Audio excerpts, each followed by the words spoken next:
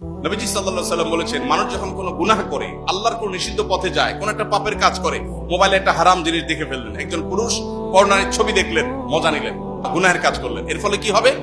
অন্তরের মধ্যে, অন্তরটা কিন্তু ফ্রেশ ছিল, এটাতে একটা দাগ পড়বে। একটা গুনাহ করলে একটা দাগ পড়ে, হাদিসে আসছে।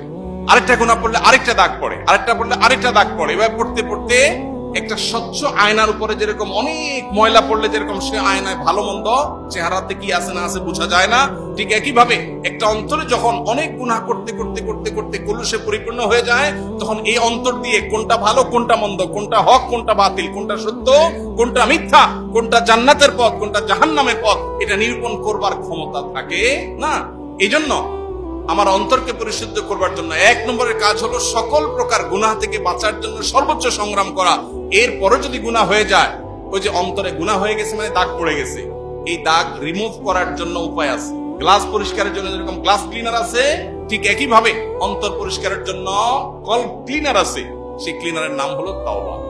সেটার নাম কি? তওবা। বান্দা যখন তওবা করে, আত্তাইবু মিনাজ যামবি কামা লা যামবা লাহ, তার অন্তরে যে দাগ পড়ে যায়, ভালো করে তওবা করতে পারলে সে দাগ মুছে যায়। তাহলে আমাদের নিজেদের পরিশুদ্ধ করার জন্য এক নম্বর স্টেপ হলো কি? গুনাহ থেকে বাঁচার জন্য সংগ্রাম করা। অনেক নফল নামাজ দরকার নাই, অনেক নফল দানও দরকার নাই।